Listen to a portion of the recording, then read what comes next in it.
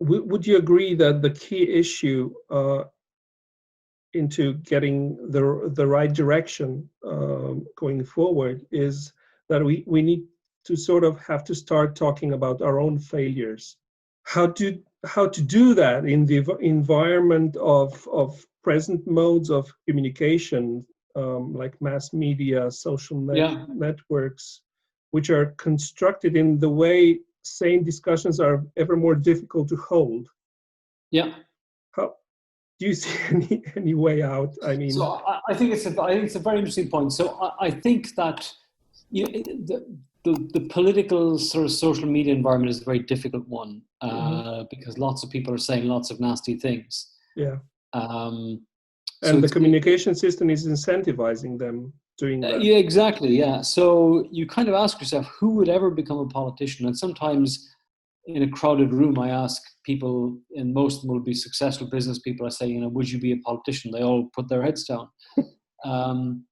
Because it's not just is it nasty, but it's very, very difficult to operate in. Mm-hmm. So I think there's a few ways of doing it. So I think one idea would be for the European Union to have a kind of closed doors post-mortem on the COVID crisis and say, well, what did we do? What did some countries do right? What did others do wrong?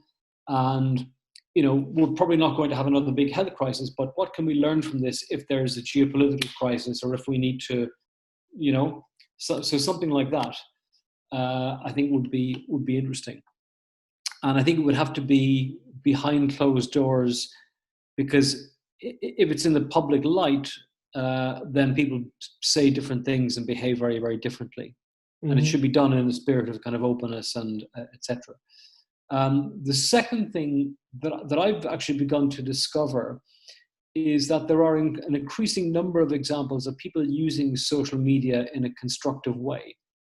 And what you can do with social media is you can use filtering to filter away kind of negative commentary. There are at NYU now, they have a thing on crowd laws. Mm-hmm. So you use crowds on social media to try and construct, let's say, a constitution for a new country or a kind of a new law or something like that. And I think that's quite interesting, mm-hmm. because it gets the essence of people's opinions on something and collates it. So I think that's actually quite good. And with,